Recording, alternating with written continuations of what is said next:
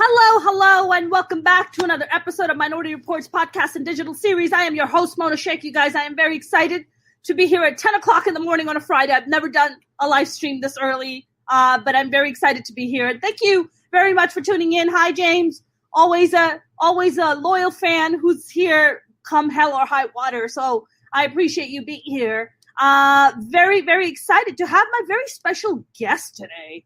You guys, I had my buddy Spec, who owns a record label in Dubai, and we were talking about this brilliant artist he brought up to me, and I immediately was like, I must bring him on my podcast immediately because he sounds amazing. And then I started checking out his work on YouTube, and I was like, oh, he's perfect.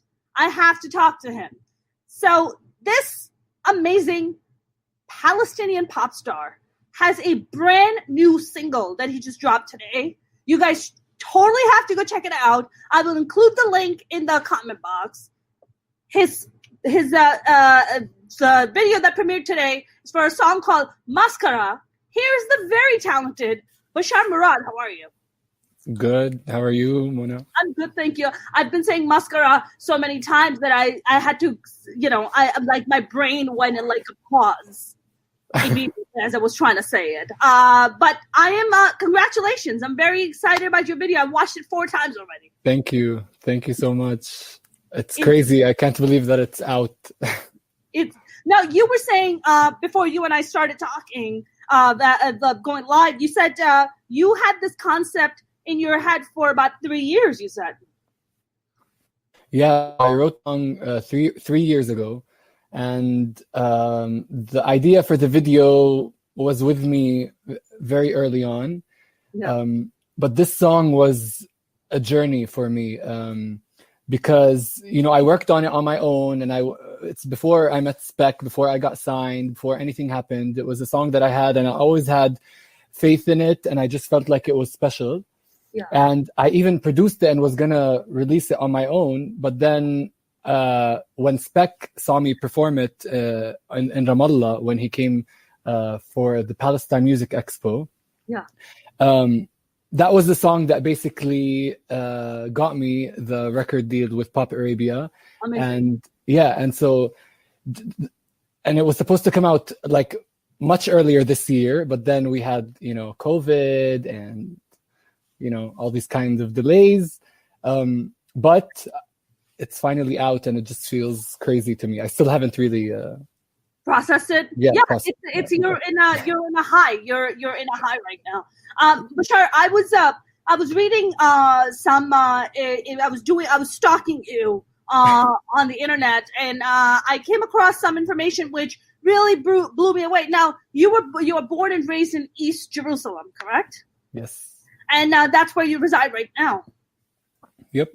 And for you, like, you come from a musical family. Your father started an alternative band called Sabrine, correct? Yeah. Yes. So my dad. So I was born into a musical family, and to me, that's something that I always say. I'm very privileged and lucky to have that, because my dad founded a band called Sabrine in 1980, which was really the first alternative band in Palestine, which influenced so many artists. Even today. And I was lucky enough, born into the community or that environment. I was always going with my dad to gigs, being at the studio where I am right now. How old are you, Bashar, when you're going to these gigs? I was born into it. Like, I was born into the peak. I was born into the peak of Sabrine. Yeah. In 1993. Wow.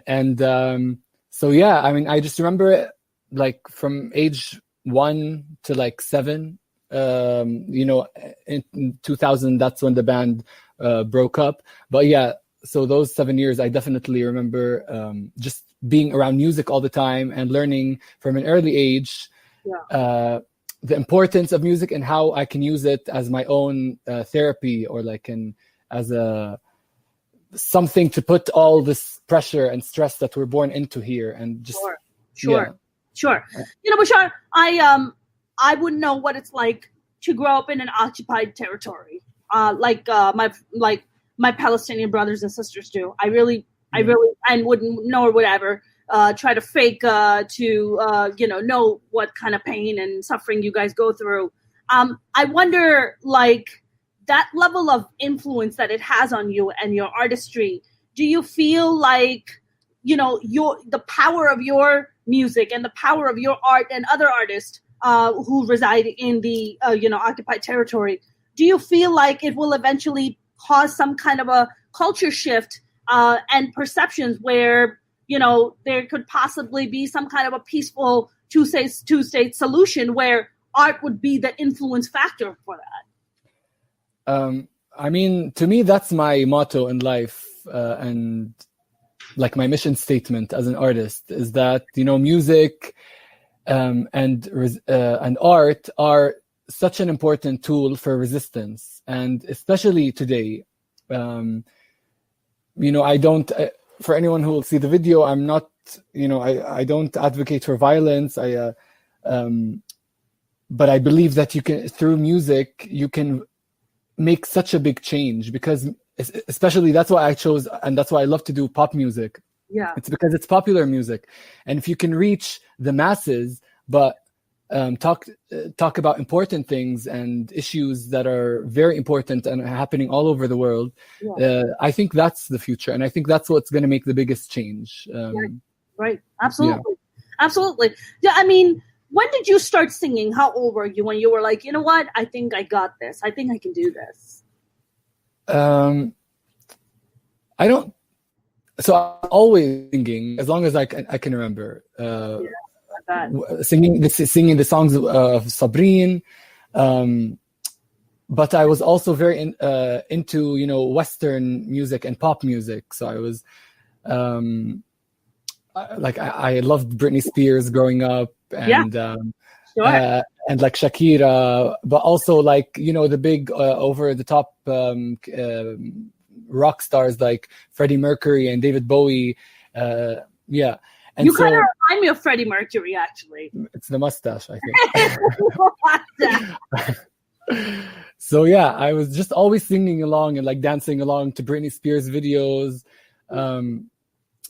But I think when I thought, when I thought that I can do this, like it took a while, because growing up, so I was this like very creative, flamboyant kid growing up, and people were like motivating me and encouraging me. But then when I reached a certain age, people started to like put me down and like, maybe think that there's something off about me, and like tell me maybe not to sing so loud, or why do you sing like girls or dance like girls and stuff like that, all these stereotypes that we grow up with, especially in like Middle Eastern societies. And so slowly that inner child started to die, or like just like become suppressed. Sure. And then I went to college, and I didn't pursue music because I didn't think that it would be, everyone was saying, no, there's so much competition. And why do you think that you would make it, but not? When you say everybody, are you talking about family members? Are you talking about parents? Who are you talking about? No, not. My dad was always very supportive because he went through this journey himself. He knows. Yeah. But he also knew how difficult it is as a journey. So maybe that's, sometimes he would like warn me about that and about, the journey. But the people, I think, who were like, it was more of the society. Like I lived in a bubble at home. Before my mom passed away, when I was younger, I lived in a bubble. My family was very supportive. I used to dance. I used to put on dresses and dance for my mom and put on her makeup and but then when I would leave that bubble and go to school or walk in the streets or just go anywhere, like I always I got used to people like noticing that there was something different about me and criticizing it, and so I started to try to hide. And slowly that hiding changed who I am, because I became a person who like always suppresses these things. So yeah. But then I went to college and I studied communications. And What came college back. did you go to, Bashar? You came to college in America. Yeah, it's called Bridgewater College in Virginia. Got it. Yeah. And why communications?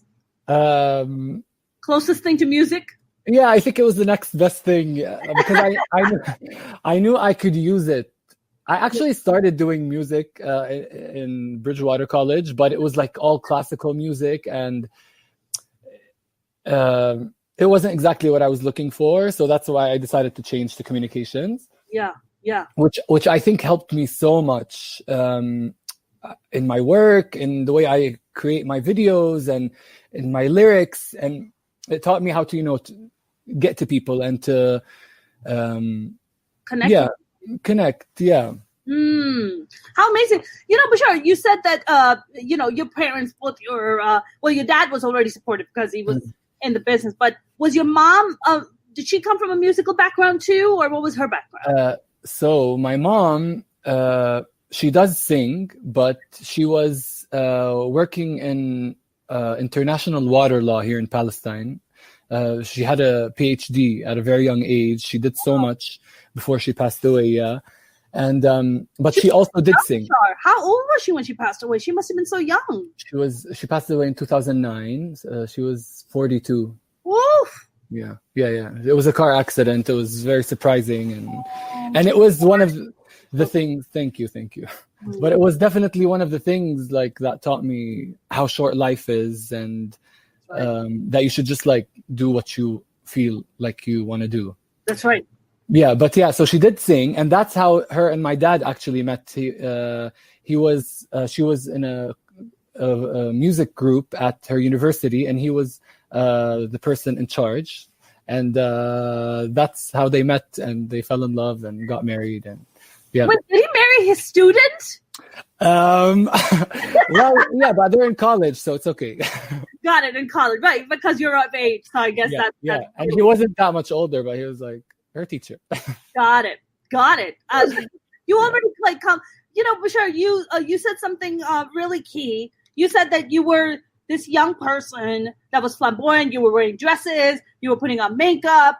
Was that a thing for your family growing up, where they were just like, Bashar, don't put on dresses, don't wear makeup, or like them knowing that you were gay at an early age? Was that something that they knew, or like try to deter you from it, or are people around you somehow? I don't know if they knew I was gay from a very age. Like, I think, because a lot of little boys maybe might do that, and then they sort of outgrow it. Sure. And so maybe that's what they were thinking. Sure. But for the longest time, it was actually fun. Like, they loved watching me dance and sing and like be creative, because they are creative people. But then as I started to grow up, I started to see like they wouldn't say it out loud, but in their eyes, I could see like this hesitation or guilt maybe, or, and I think they were worried more for me, like from society. And, because growing up, there was no one that I could look up to. Sure. In like Arab society, that was openly gay and out, and that said it's okay to be who you are. Yeah. That did not exist. So, and I always found it hard to talk about these things. So I never really talked to my parents about it until a very long, until I was much older. Yeah. So, I was just going through all these things alone and questioning myself and questioning. And for the longest time, I thought there was something wrong with me. I tried to turn straight and turn myself straight, but don't do that. It's awful. I know. No, I would never do that now. But yeah, I was younger and more foolish. I think it's way more fun, I think. I know. Yeah, definitely. Being straight kind of sucks, I must confess. Then just hop on over to the other side. Hop on over to the other side. But trust me, Bashar, that thought has crossed my mind many times, given the horrible dating situation in Los Angeles.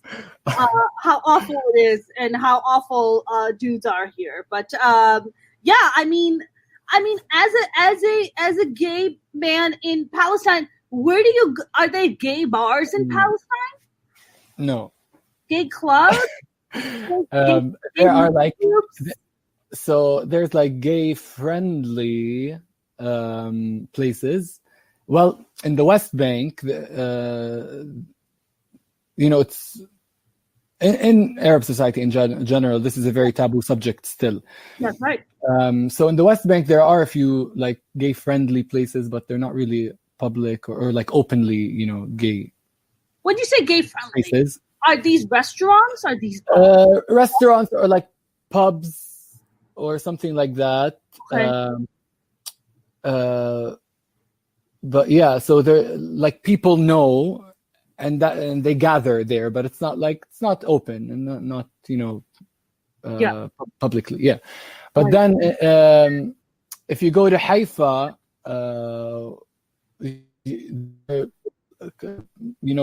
there the Palestinian community is a lot of the queer community does move to Haifa because it's it's a place that accepts more, and even like the Palestinians there they've reached a point where they can actually talk about these things. They're more progressive. Yeah, more progressive. Yeah, and I think it has to do with a lot of different things. Like when you're when you're in occupied territory. Yeah. How are you supposed to move forward with anything when you have someone that's constantly stepping on your neck? Like, how are you supposed to move in any other way?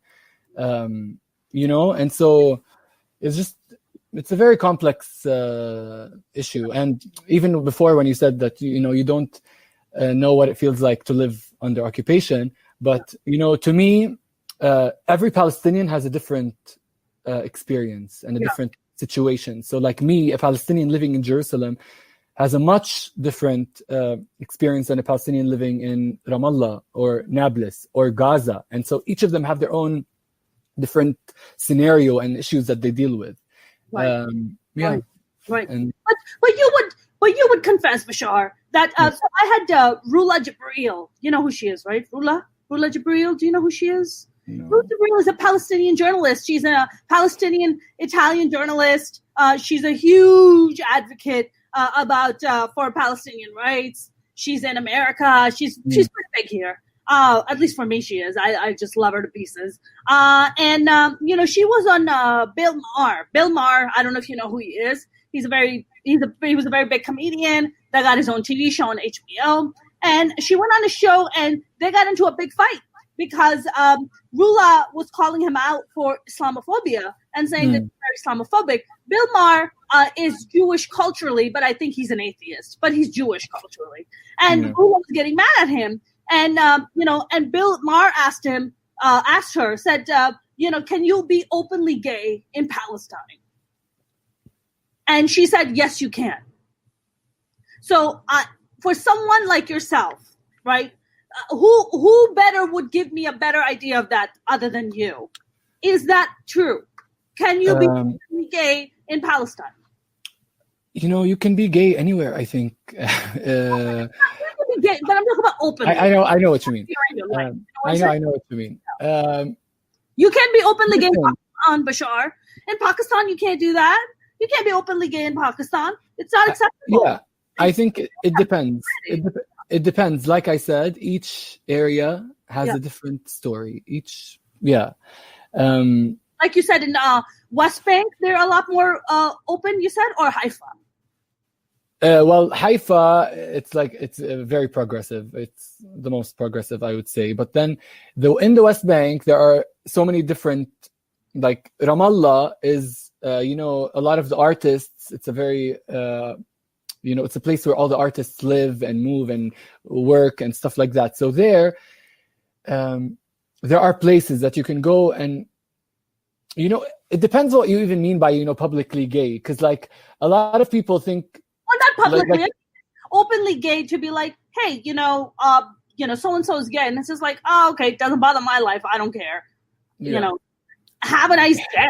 I don't care. It differs from house to house. It differs from city to city. Like it's such a hard question to answer. Yeah.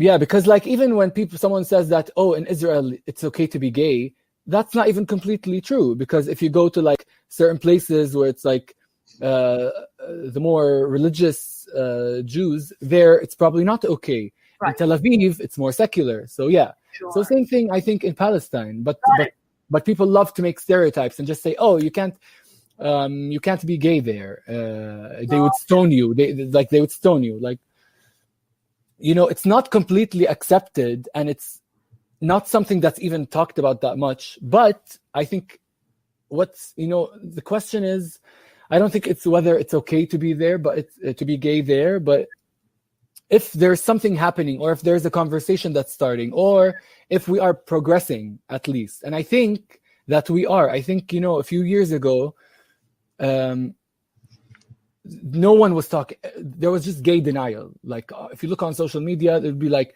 no, there are no gay Arabs. Gay, no, that's just a Western concept. Okay, but then slowly, over the years, you see, like on social media, people from here, they're not denying it, but they started like saying, "Oh, these people just want to fuck shit up," and like, can I curse? I don't know. Again, you can say Okay. You can say whatever the fuck you want. Okay, that? Good. As much profanity. I have a dirty mouth. I've been actually being a really good girl thus far. So okay, good to know. So what was I saying? You were talking about fuck shit up. You said, you know. They're here to mess things up, and these are the people that want, you know, this is their definition of freedom, blah, blah, blah. But then, you know, that's exactly what comes to mind when it comes to freedom. Let's fuck everything. Or let's just walk in the street naked, and let's all have sex with each other. Yeah. Bashar, I can't with people. Yeah, I know, but the thing is, we live with people, and we have to deal with people, and we have to figure out how to Bashar, get to them. Listen, the pandemic has been, in a way, good for me. I get to spend all this time with my dog. I have a 5-year-old pit bull, and I get to spend time with her, and it's the best time ever. So, because I don't have to deal with this kind of idiocy that you're referring to. You know? Yeah, but you know, on a day-to-day basis, like, I don't like to deal with people, but with my music, I just feel like this is what I have to do, or like I'm like in a role. I'm playing a role because I am that role, and and there's no one else, not a lot of people. I won't say no one else, but not a lot of people that are playing this role, and I just feel like I have to. I feel like responsible to.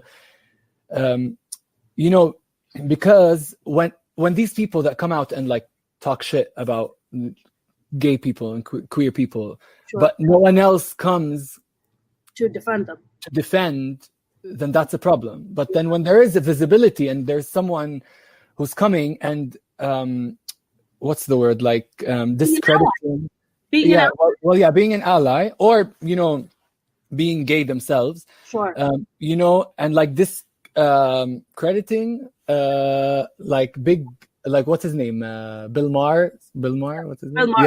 Like his stereotype, like for the longest time I've been hearing these stereotypes that there are no gay Palestinians, they would be thrown off roofs, they all escaped to Israel, blah blah blah. But then all of a sudden someone comes and is waving, you know, wearing all pink and like pink camo and shoving a bouquet in the muzzle of a tank. I feel like that in a way shuts powerful. Yeah, it shuts them up. Yes. Yeah, like my hope is that when someone comes up with a statement like, "Oh, Palestinians can't be gay. There are no gay publicly gay Palestinians," they can just send them that video or open that video and just shut them up, and we can move on to fighting the next stereotype. Sure, absolutely. You know, this is so. First of all, thank you so much for taking the time to even elaborate and even educate me, because honestly, like the stuff, like I haven't been to Palestine, I haven't been to Israel, not yet, but I plan on, inshallah. I definitely want to be there. You have to. I want to come. I so want to go. And you will have to let me know. Oh my God, I'm totally gonna let you know, Bashar. Yeah. I'm so there. But I'm so glad to hear this, because you know, you think about something like that and you paint everything with this broad brush. And and you just look like you're just like, well, I don't know. I don't know if I've been, I'm just going by what I'm hearing because I haven't actually visited the place. So this is like super helpful. What is Shabir saying? Gay strictly banned in all religion morally. Well, Shabir, you can go fuck yourself. With all wait, I didn't see the whole thing. Oh, there are people commenting. Cool. Yeah, people commenting. Shabir said that it's banned in all religions and morally it is not good to adopt. Well, Shabir, with all due respect, that's homophobic, and with all due respect, you can go fuck yourself. Don't come and talk shit about my gay friends and talk about my LGBTQ. He didn't. Okay, cool. It's banned in all religions. Like, why is that relevant to me? Well, it's not relevant to anybody. This is just ignorant speaking. Did you know that even in Islam, being gay is not banned? It's the hadiths that tell you that. It's not actual Quran. It's not in the Quranic preachings. Yeah, and even differentiate. And even when they do mention, well, we're going to the Quran now, but even when they do mention like Lot, they weren't just gay; they were basically bisexual, and they were raping each other. That's and right. And so you're talking about Sodom and Gomorrah. It has nothing to do with homosexuality. It has to do with how people were treating each other. That was the core concept of it. So let's not. Yeah, because straight people do such fucking great things. Take a fucking chill pill. I can totally tell he's Pakistani too. Well, fuck out of here. Sorry, Bashar. I grew up in New York, and the way we handle shit I love it. Is how I say it. Man, Bashar, I want to talk about your music video that came out today called Mascara. Now, do you have you put out an album yet, or is this just like a single EP? No album yet. It's all been singles so far, but this Mascara is going to be the lead single of my EP that we're working on with Pop Arabia, which should be out by the first half of next year. Yeah. So it will be my first EP. Lovely. I mean, that's amazing. How has been your journey? First of all, did you shoot the entire video in Palestine? So 90% of the video was shot in Palestine. Yeah. We filmed in Bethlehem, in Jericho, and in Jerusalem. And the 10% which is the green screen stuff, we filmed it in Iceland last year. Which is the green screen? I couldn't even tell what was the green screen. When I'm flying with the balloons. Sure. When I escape. Yeah. And when I'm walking and the walls are behind me, like the mirrored image of the wall. Yes. First chorus. Yeah. That's mirrored. Like usually you don't really find like the path sort of thing. Yeah. So we just mirrored it. And that was in what, Reykjavik? Yep. It was the last year when I don't know when you were stalking me, if you saw my song with the Hattari, the Icelandic. Yeah, I saw that. That was great. That was a great BDSM anti-capitalist group. Yeah. No, I love that video. That was a pretty badass video. Honestly, every time you came on, it just like, to me, the song just went to the next level. The Hattari song is great. It's great. Yeah, I love that song. Yeah, and that whole collaboration really brought about a lot of good things, a lot of big things for me. What big things did it bring for you? Well, so there's a whole situation. When Hattari came to perform in Eurovision. I lost you for a second. Oh, I'm here. Okay, yeah. Okay. I was too still, and you were just like, I think I lost you. Focused. You were focused. So they came. They participated in Eurovision last year. Yeah. Because, Iceland is. So last year, Eurovision was hosted in Tel Aviv, And Iceland is a very, pro-Palestinian country, and the people voted so that no one would go and participate in Eurovision this year. But the broadcaster of Iceland still decided to send someone. So Hattari chose to go, and they were talking the whole time about making a statement and that they weren't just participating regularly. Got it. And so before they got there, we met online because they were looking for Palestinian artists to talk to, and Israeli artists to meet and learn and stuff. And so we met on Skype a month before, and one thing led to another. We ended up recording a song, doing a video. And when they came, we even, I was a big part of the documentary that accompanied them. The documentary just started premiering in different places this year. And so, I went with them on this journey and took them here to places in Palestine, showed them different things, introduced them to different people. And eventually, they did raise the flag at the final of the Eurovision in Tel Aviv, which was a huge thing here in Palestine and in the world, I think. Yeah. And so that got me a lot of visibility and recognition and new followers, and especially the Hattari fans. They're very they're like cult fans. They're very intense. And so I sort of became part of the Hattari family or extended family. And so, and then it was also around a month after I met Spec. And so I think that was also, an important... aligned. It was Yeah. It's crazy. It's crazy how things just happen and work out. I don't think things are crazy like that. I'll tell you from my own personal experience, when I've gotten really big gigs and how they just align and how easily stuff just comes, it's because you have already put in the work. You've already been doing the work. Yeah. So you're like, I don't know how you can believe in energies and if you believe in attraction, all that stuff.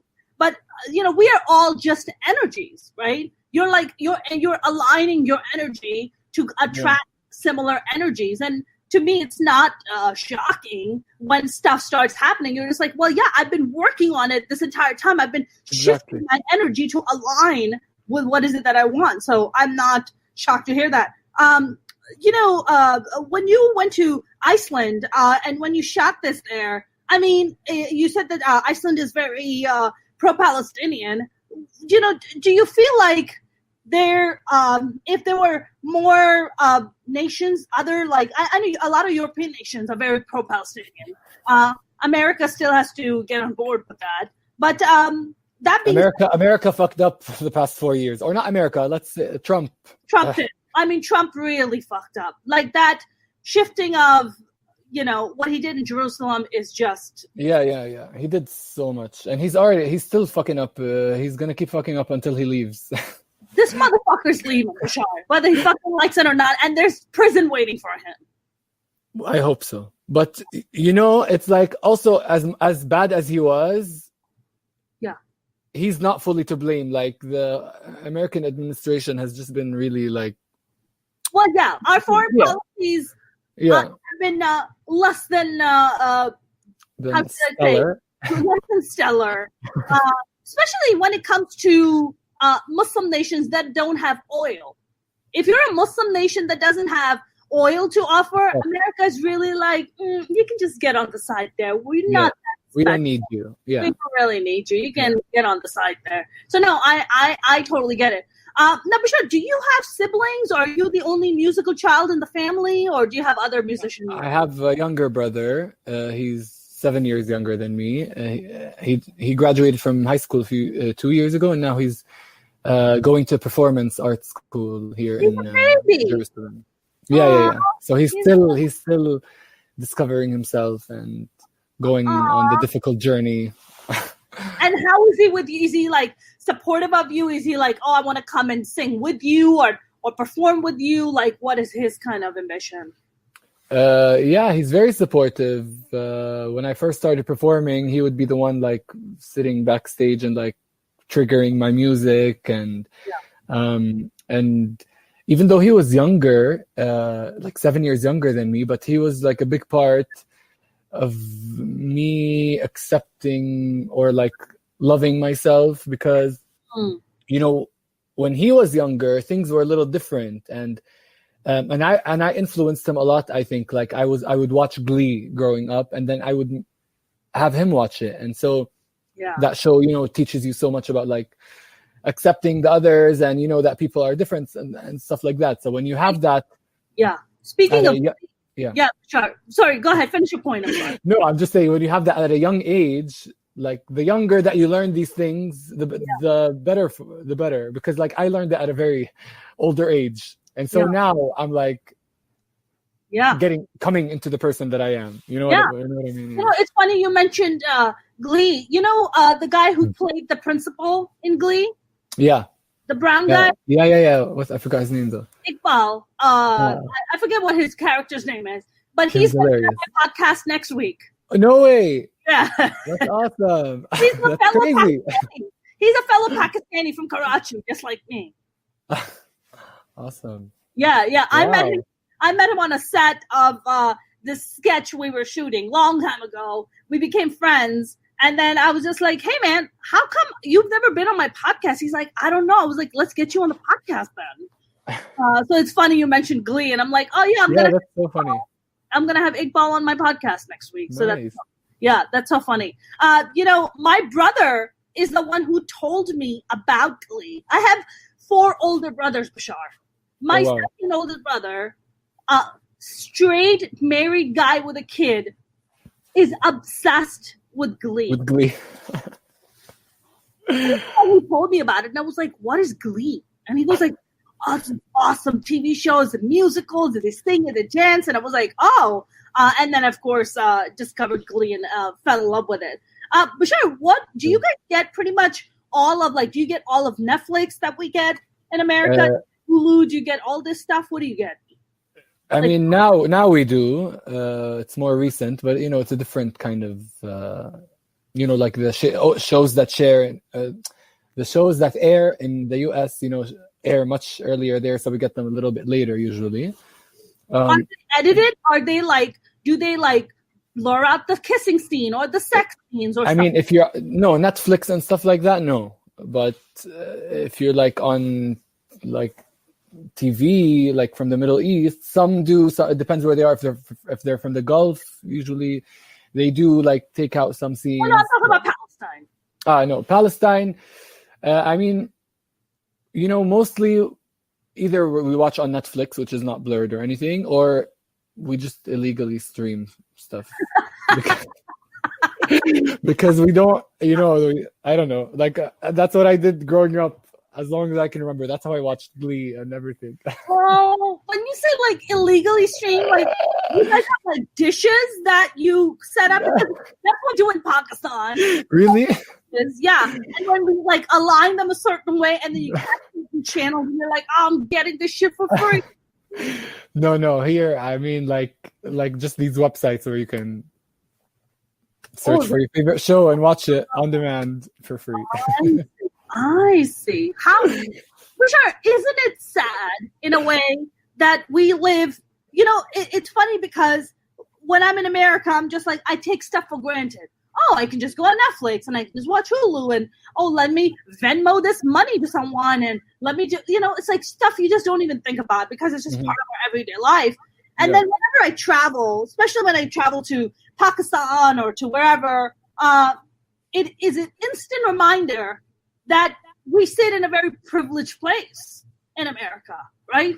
Even the poorest of the poor sit in still a lot more privileged place. I know some people might stop at me for saying this, but it's true. Unless you traveled to a third world country, which also some people get offended by, but I come from Pakistan, so I can tell you, unless you come from countries that, you know, don't have technology and are not really kind of up to par at what's happening in the 21st century, you really don't know how privileged you really are. Do you feel, Bashar, like when you were in the US and when you were going to college here, was that like a thought that went through your mind where you were just like, you know what, I don't want to go back. I just want to live here and just kind of build a career here. What was your kind of thought?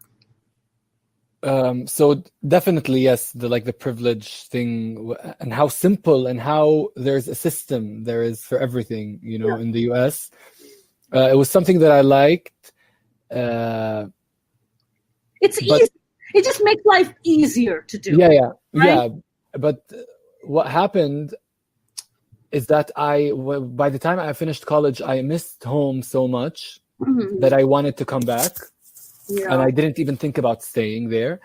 And I decided to come back. But then when I came back here, I was in a culture shock in my own home, because of like this adjustment where I was living in the US and everything was so easy and simple and systematic and stuff. And so yeah, like when I came here, that's when I realized how easy and simple life was there. And it took me such a long time to adjust to that. Like, yeah, it's crazy. It's crazy to think that you would have, a culture shock in your own hometown. But you do, Bashar. That's the thing I'm talking about, right? When I go to Pakistan, I grew up in Pakistan. Yeah. But when I go back, it's a culture shock where I see little kids sleeping in the streets. It's a culture shock. You're just like, oh my God, like why are kids sleeping in the street? Like, this is so disturbing, Yeah. Like stuff like that. It really, honestly, when I go to Pakistan, I'm just depressed the entire time. I don't want to go home. I don't want to go out because it just kills me to see people in pain. It kills me. Like, I can't deal with it. But for you, what was like some of the biggest culture shocks when you went back to Palestine? Like, what was the thing for you where you're like, okay, I'm having a really hard time adjusting with this right now? Well, just going back to like being more free in a foreign country than you are free in your own hometown, Like here, I went back from like America and like this freedom, and then I came back to living under occupation.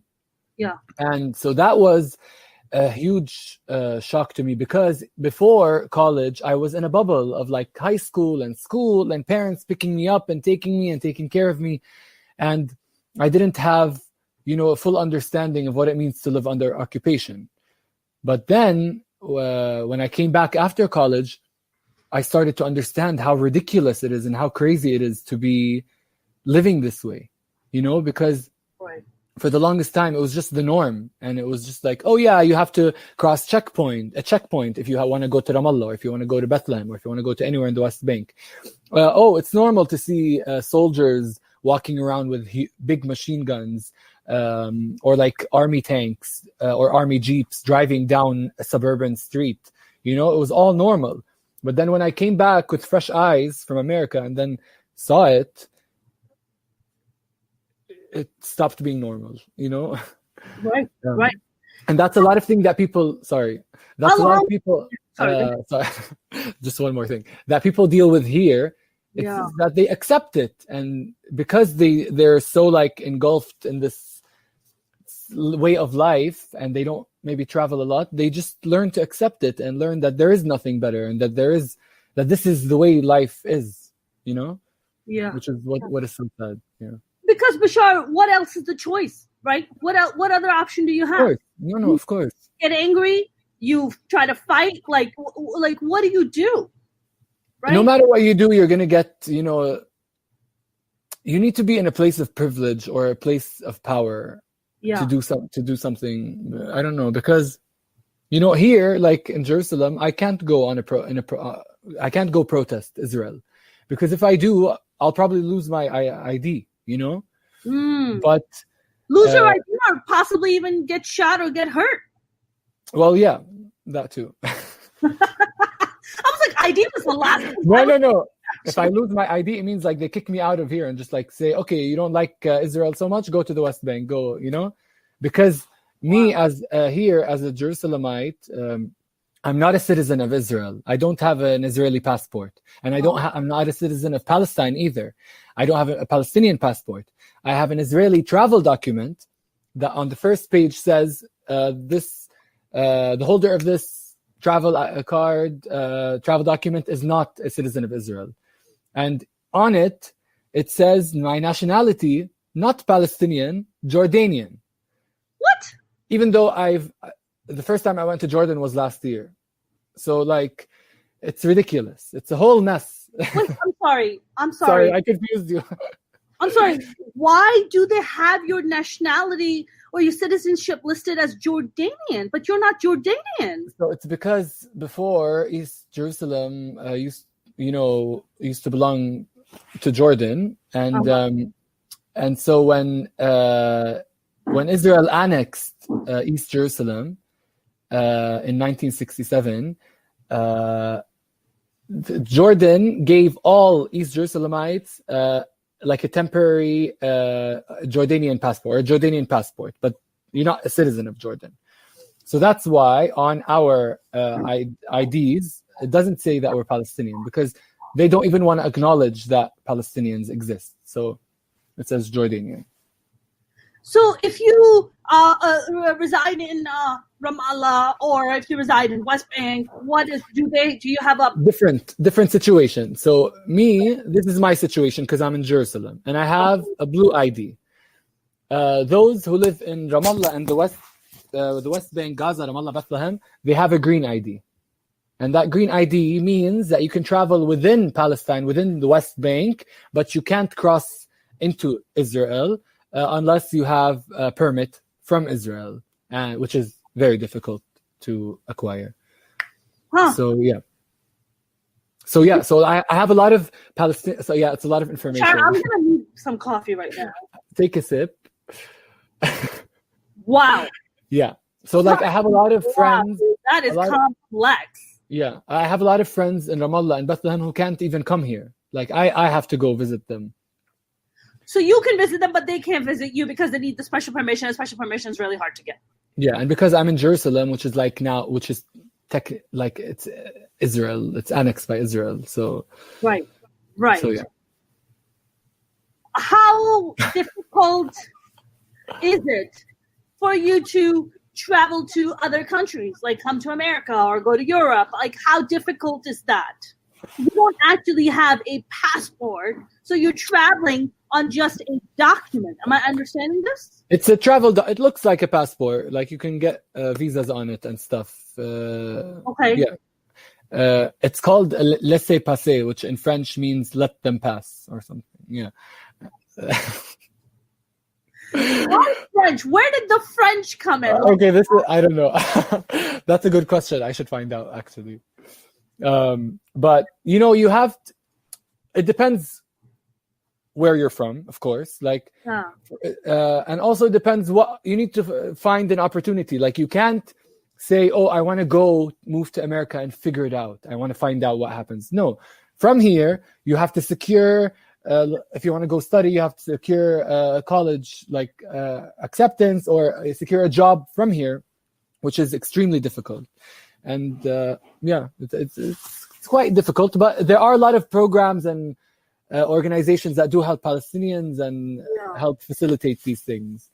Sure. When you went to college in Virginia, I mean, A, it's very expensive. I know it's very expensive to come from another country to come to America and pay in dollars. But B, what difficult time did you go through just to come to America, just go to college? I mean, my goodness, what hell did you have to go through for that? Well, I'm just going to keep saying this. I'm lucky because I applied to this fund called the Hope Fund, which is run with an organization called Amid East. And what a difficult life. and so I applied to this fund and I got a full grant. Was that full grant? Full grant, yeah. Yeah, to college. Yeah. That's amazing. So, but they got to choose the university that I go to. Okay. And that's how I ended up in Virginia. Wow. What was it like Virginia is conservative. So when you came to Virginia, I mean, there's a lot of cigarette smoking, little redneck-y action going on there. Yeah, cowboys and all that stuff. Yeah, a lot of what was that like for you? You come here and you're just like, I thought I was going to Prague. To America. I thought I was going to America. What the fuck is going on? This is not the America I saw on TV. No, it's the backwoods America. Yeah, honestly, the first day I cried. I I was shocked because I didn't expect it. I thought America, yeah, it's all the same. I didn't know that there's different kinds of Americas. It was it's the same, Bashar, like you just said. It's there's no one America, just like there's no one Palestine. Yeah, exactly. There's a different bunch of Palestinians. There's a different bunch of Americas. Exactly. And there's a different bunch of Pakistans too. One person, Shabir, again, talking. Shabir, yeah. His goddamn mouth today. Let me tell you that, Bashar. He's running his mouth. He's like, we in Pakistan live more privileged. It's like, yo, take a fucking chill pill, dude. Listen, here's the truth. If you're wealthy in any country, you're living a life of privilege. I don't give a fuck where you live. If you got money, you live a life of privilege, no matter where you live. Yeah. We're not talking about the wealthy. We're talking about the middle class and the poor class. They are not living in privilege, not by any means, anyway, right? So let's just be clear on that. Shabir's on fire today, Bashar. Let me tell you that. He's goddamn fire, man. I don't know what kind of cocaine that Shabir's doing today. It's like, Shabir needs to stop doing the coke lines. Like, take it easy, Shabir. Shabir needs to stop doing the coke lines. Sorry, Bashar, you were. So yeah, I was. The first day was shocking. The first year was very difficult. There were I think 5 other international students in the whole college. It was a very small liberal arts college, and there were 2 other Palestinians actually that came through the same program that I came on, and so that was very helpful having familiar. Not really familiar, but familiar. And it was difficult at first because, people were confused. They would ask, who's that Hispanic guy that you're with? They would ask other people. I would say, this is funny. I would say, they would ask me where you're from. I would say, I'm from Palestine. They would say, Pakistan? I would say, Palestine. And then there would be Pakistan? I would be like, no, Palestine, where Jesus was born. Oh, okay. That's all they know. They know, Jerusalem, Bethlehem, and Palestine from the Bible. That's all. And Bashar, did you point out that Jesus wasn't white with blue eyes and blonde hair? It was a brown dude. Jesus was a brown dude who was an immigrant. I don't think I really realized that at that point. When I started college, I always saw him as a white guy, so maybe I believe the lie too. Jesus wasn't a white dude. I know, and he was Palestinian. He was Palestinian. That's right. He was. And let's be honest. No white dude would be able to survive that kind of heat in the desert. You know how many blisters he would have? Red. He would be red. He'd be like a lobster. He'd be like a lobster. No.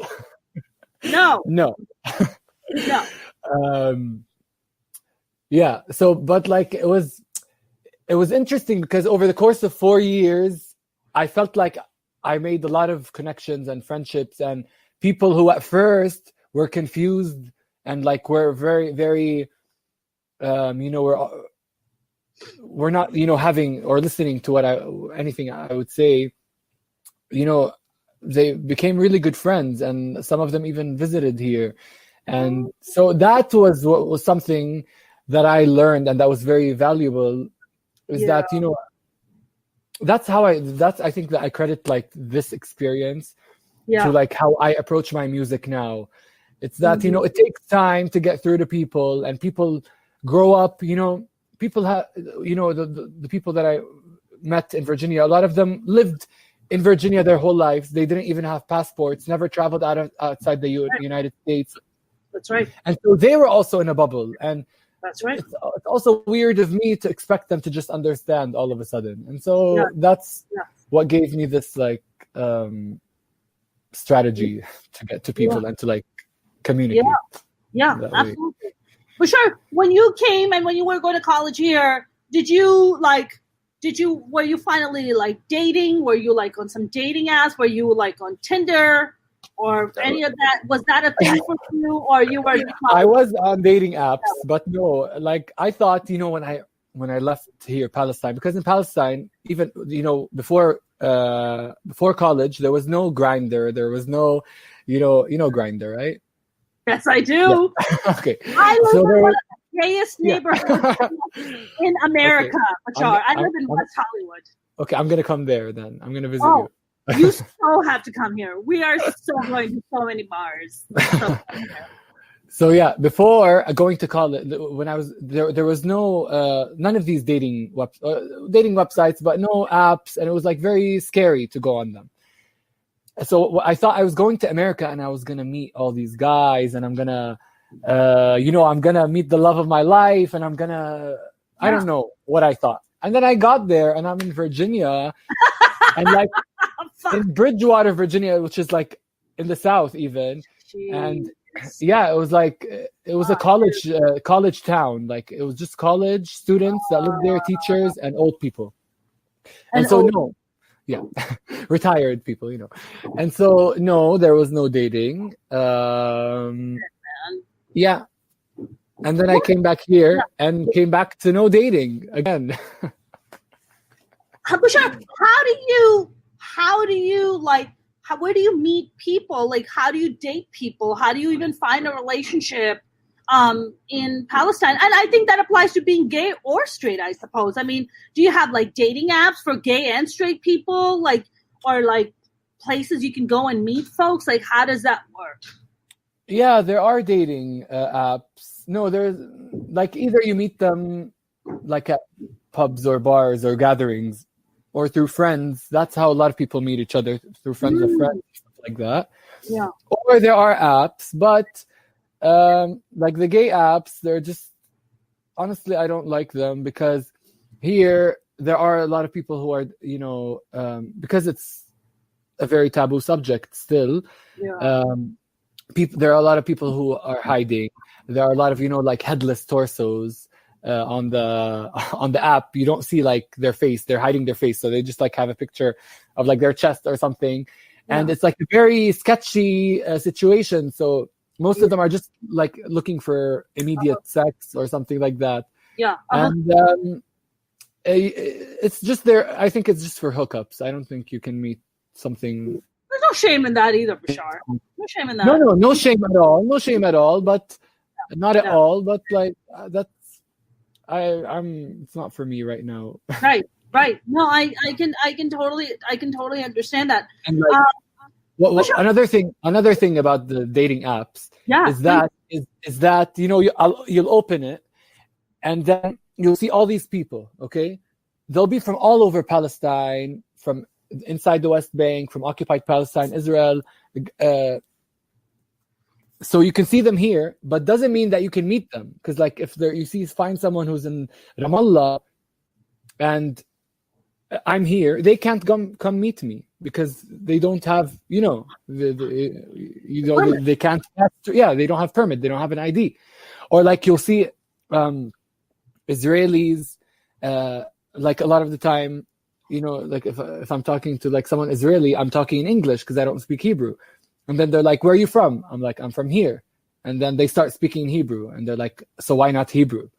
And I'm like, "I'm Palestinian." That's like the most common thing, the most common question I get, not just even on like dating apps, from other Israelis. Like I'll go and say, I'll speak in English. They're like, "Where are you from?" "I'm from Palestine." And they're like, "You're from?"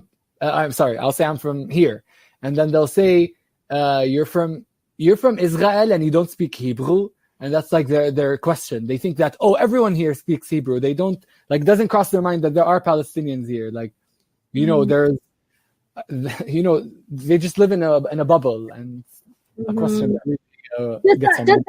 Does that mean like, do guys ever are like, "Oh, you're Palestinian, all right, fine, I'm not gonna date you, or I don't want to see you now"?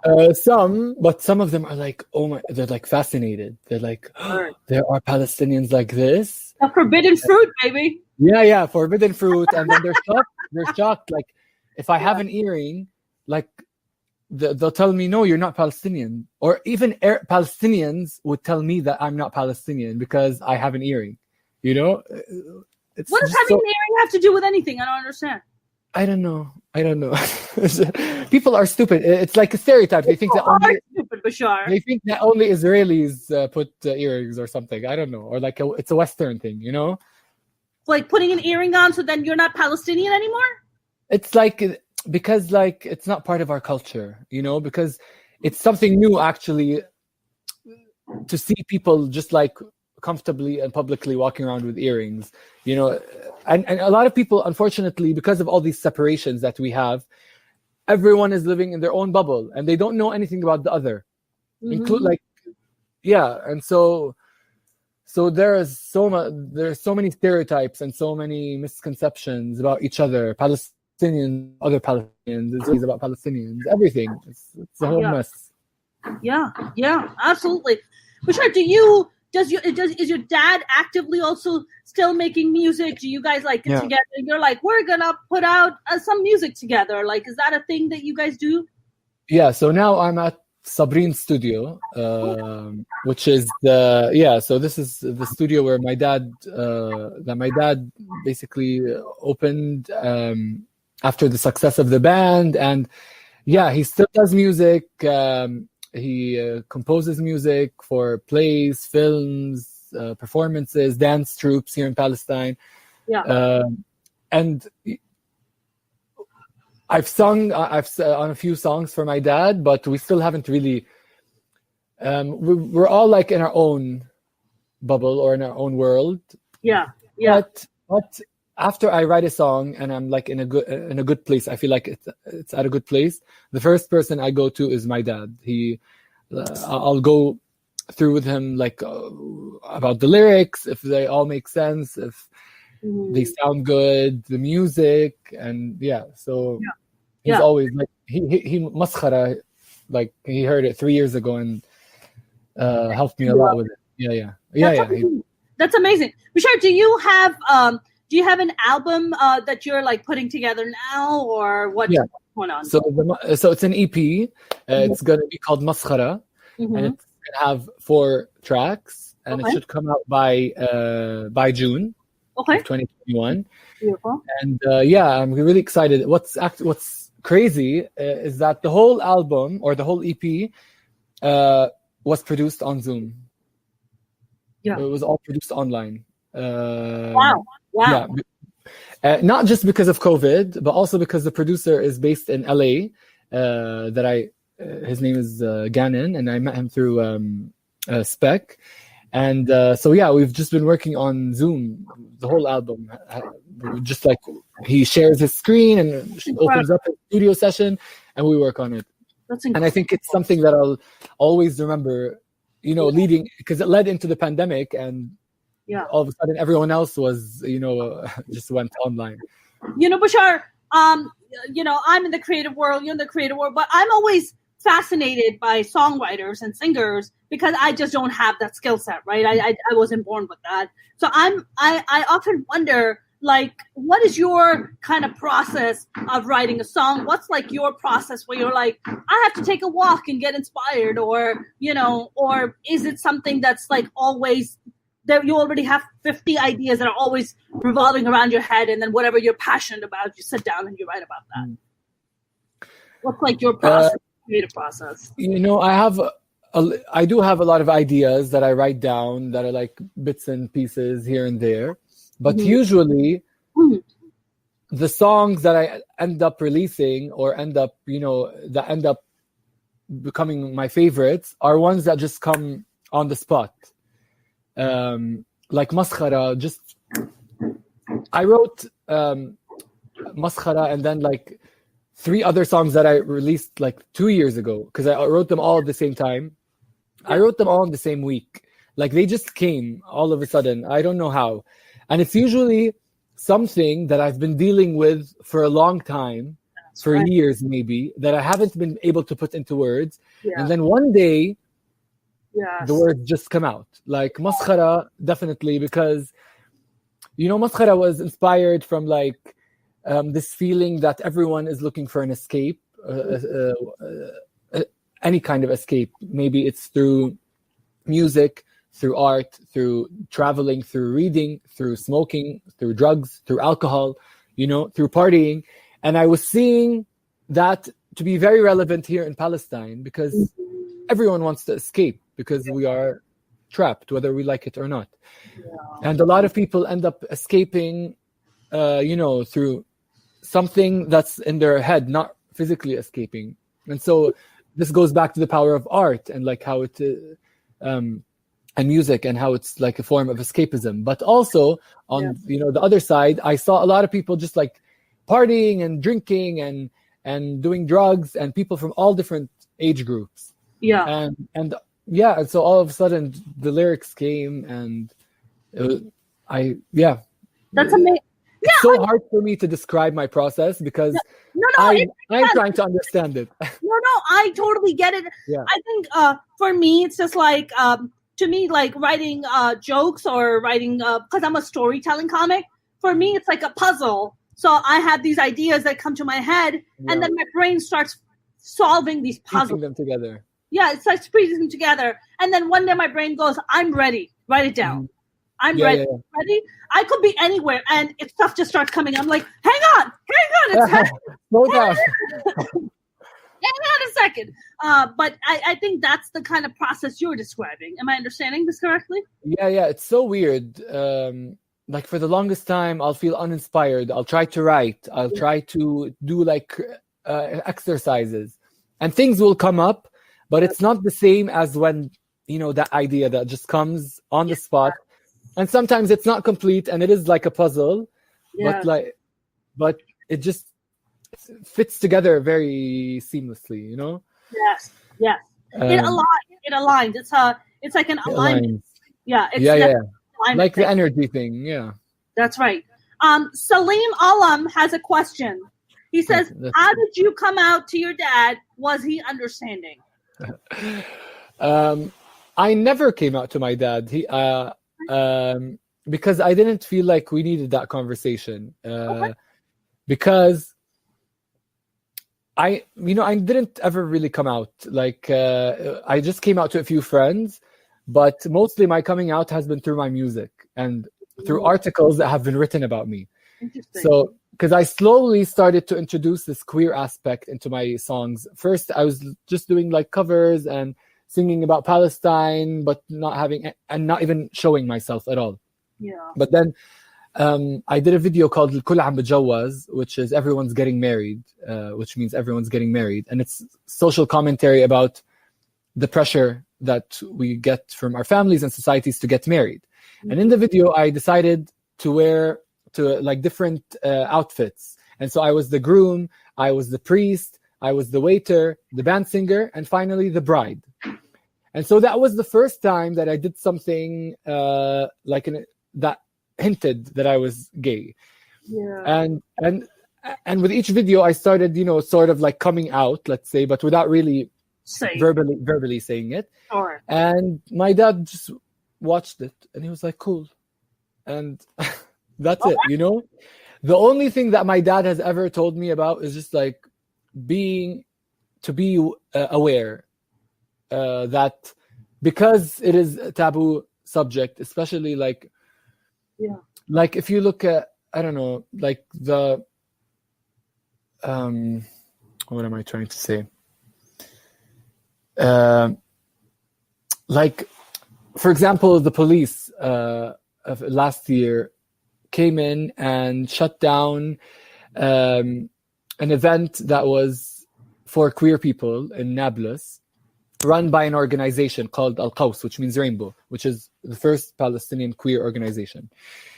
And the police, they're very, I don't know if they're uneducated or what, but they went and shut it down. And someone random from the police station wrote like a press release online about how, they shut it down and that they're proud of themselves and that they will, and that if anyone finds something similar, they should report it.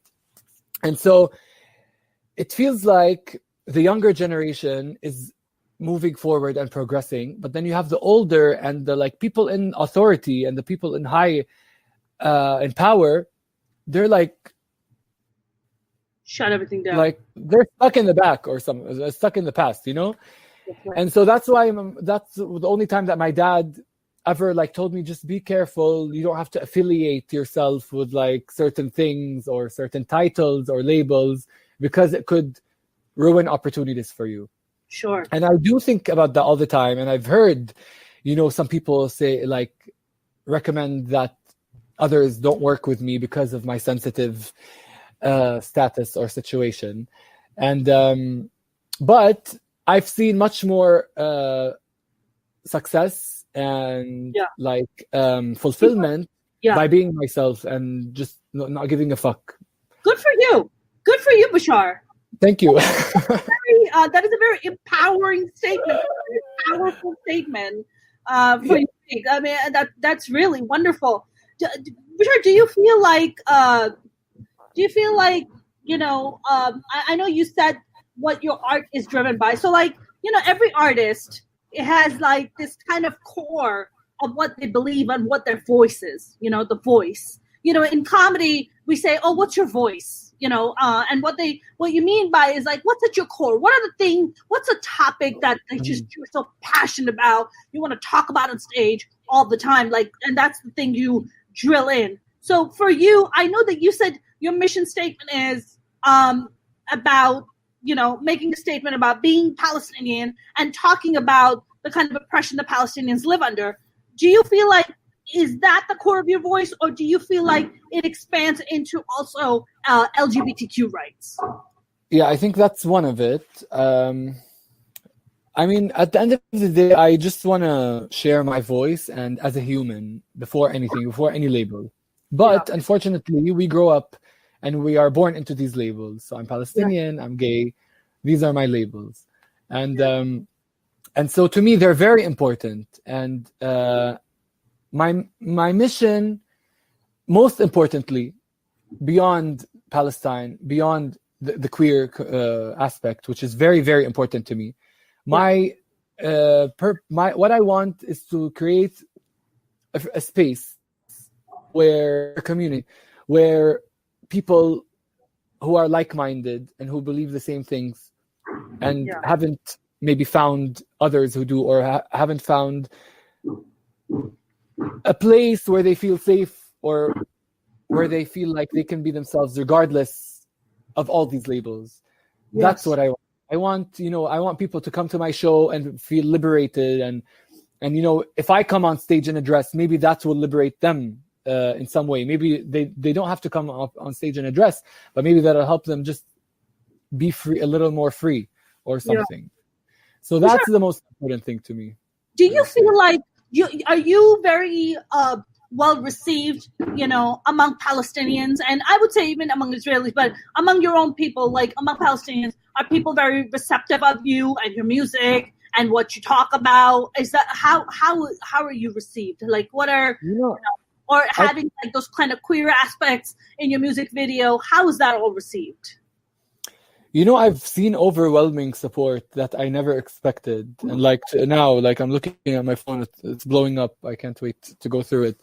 Yeah. But I've seen a lot of support from friends and from friends of friends and from beyond friends, people that I respect, and like artists that I respect. And a lot of them have they are part of this. They're part of where I'm going, and without them, I don't think I would have ever been confident to do the things that I'm doing now. Right. And there is a lot of negativity, especially online, that I get, but I think all the love really trumps the negativity, and that's what I'm paying attention to. And especially when I hear a message, or someone comes up to me and says that, thank you so much for what you're doing and no one else is doing it, and thank you for speaking up about this stuff, that gives me so much motivation and drive to keep going. Yeah, absolutely. We're gonna start wrapping up, Bashar. So you said in June is when the new album's coming out, right? By June, we still don't have a date, but we will have the information out as soon as we know it. But for now, everyone watching can stream Maskhara on all streaming services and watch the music video on YouTube, please. Yeah, I've included the link here, and I'm included the name, so people should definitely go and check it out. Should definitely go support, leave awesome comments. That's what I was doing. I was kind of stalking you in the morning, Bashar. I think you're wonderful. I think you're wonderful. I love you. You're like just so. I haven't met you like personally, but I would like totally give you a giant hug right now. Cyber hug. Cyber hug. We're getting a cyber hug. Bashar, do you have other music videos that are going to be coming out for? For now, Maskhara is the thing. Focus. Yeah, and it's been such a long journey getting there, 3 years. So we want to give it its time. We want to give it its justice. But there will be a lot coming soon, and there's a lot of old music videos that you can watch. Like the song that I mentioned before. I love Shila Kamal. That is a really good song. That is really good music video. It's really one of my favorites too. Fantastic. Yeah. That was one of the ones that really started my career, I think, or got that attention on me. It's so good. I love Shila Kamal. It's one of my favorites. I wanted to ask you, what American artists, or what not just artists in general, would you love to collaborate with and work with, and be like, oh my God, that would be such a dream come true to record with someone's artist? I mean, dream come true would be Lady Gaga. After Britney, she was my obsession. After I grew out my Britney phase, Gaga definitely. You were Lady Gaga's one of Little Monsters? Were you one of the, that's what you called her fans, right? I used to call myself the biggest little monster. Yeah. Dead or alive, maybe Freddie Mercury, if dead. That would be amazing. I'm working now with a Palestinian artist called Tamer Nafar, who will be featured on my EP on a song that we're working on together also. Which is a big deal for me. Very cool. Yeah. What about Amar Diab? What do you think of him? He's cool. I mean, he has some good jams, definitely. But I don't know. So maybe. Yeah. He's pretty hot. He's pretty hot. He is pretty hot. I told him because I have a bunch of Egyptian friends, and they're like, oh, you got to listen to Amar Diab. I'm like, who is this guy? What? Has he come from heaven? What is happening here? Do you know what El Kfouri? No. He's a Lebanese singer, and he's like the heartthrob. Oh, Lebanese. I love him. So hot. Yeah. So hot. Yeah. Lebanese. You look at Lebanese people, you're like, are you European or are you Lebanese? I can't tell. Like beautiful. They are beautiful. So beautiful. For sure. I would totally be an Amar Diab group. I would be the one taking my bra off and throwing it on stage. I would be so utterly shameless about that. And his wife would be like, "Get this bitch out of here!" Like, no. Like, no, he's not. Lady Gaga, have you tweeted at Lady Gaga? Did you tweet Mascara at tweet Lady Gaga? Not yet. But I've tweeted. I've thrown notes on stage for her. I've sent. She has a Born This Way foundation. It's like a charity foundation. I sent them an email, but not yet. But I think it will happen. Yeah. It will align. It will happen. Yes, we are putting it out in the universe right now. Yes, Lady Gaga, please, if you see this. Lady Gaga, we want Lady Gaga to be out there. So Lady Gaga is the ultimate. What about Beyonce? What about any of the other poppies? I love Beyonce, but honestly, Gaga is top for me. Gaga, I get it. Just Gaga, because I have this journey of like when Born This Way came out, the song, that was a big deal. I was in Virginia. I remember that day. I woke up at 4 a.m. to listen to it for the first time, and hearing those lyrics Wow. And then hearing them on the radio, that was a new thing even for America, I think. Yeah. No matter gay, straight, or bi. That's right. And so I have like this journey. I went to concerts, 3 concerts, and and so definitely Lady Gaga. But I like a lot of the other pops, like Beyonce. Now there's a new pop girl. She's her name is Rina Sawayama. Have you heard of her? No, you're introducing to all these amazing artists. I have to check them out right after I hang up after you. So Rina Sawayama, honestly, she's a legend. She's what's her name? Rina? What's her last name? Sawayama. She's originally from Japan. Yeah. But she lives in the UK. She's so cool. What's her background? Is she Japanese? Yeah. Japanese. Yeah. Also, Miley Cyrus's new album is pretty awesome. Okay. She just put out a rock album. Oh, she did? Yeah. It's Miley really is so talented. I love Miley. Her voice is crazy. So amazing. Her rasp. Yes. Oh. Yes. Yeah. She's so talented. She does all the crazy, wacky shit. I guess that's just to make herself stand out from all the other white girls. She's smart. She's smart. But she is brilliant. Like when you sit down and you listen to Miley, you're like, oh, you are so freaking talented. Like she's amazing. I'm a big fan. She has a feature with Joan Jett and Billy Idol on this album. It's really awesome. Wow. And Dua Lipa also. Dua Lipa's pretty cool. I want to love Dua Lipa. Well, her boyfriend is Palestinian, so maybe she'll see my video. Well, you should tweet it at her. Did you tweet it at her? Good. I had time. The video premiered, and then I'm doing this, so probably tomorrow. Awesome. Yeah. Well, Bashar, we're gonna please everybody go and check out my friend Bashar Murad. Amazing music video that just got dropped today called Mascara. It's brilliant. It's powerful. Every frame has just something to say. It's so brilliant. The details are amazing. And Bashar, where can people follow you? What's your social media? So Instagram is Bashar Murad Official. I'm on TikTok now also, Bashar Murad Official. And then Twitter is Bashar 2_ Murad. Okay. And I think that's enough. That's enough. And then all streaming services, Spotify, Anghami, Deezer, YouTube Music, Apple Music, whatever you want. Got it. Bashar, we're going to bring you back on again soon because I feel like there was so much more I wanted to talk about. But I know today it's so much information. I know it's evening time for you. So I'm not going to keep you. But this has been a wonderful conversation. So thank you so much for educating me and educating us about what's happening in Palestine and introducing us to your wonderful music. So thank you so much. Thank you so much for having me. This was really fun and amazing. And it was really so great to meet you. Thank you. Same here, my friend. I will talk to you soon. All right. Take care. You too. Bye-bye. Bye-bye.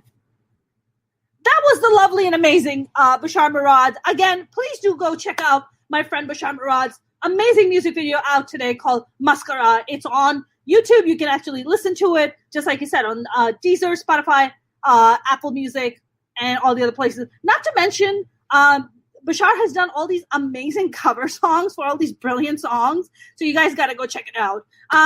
You guys, if you haven't subscribed to my YouTube channel, please do. It would mean the world to me. I'm actually doing 2 live streams today because I'm going overboard because I didn't do one yesterday because we had an online show. So I'm going to be back today, 6:15 Pacific, with Wendy Liebman, who is a veteran comic. And I cannot wait to talk to her. So come back in 6:15 Pacific. I will see you guys later. Have a nice day.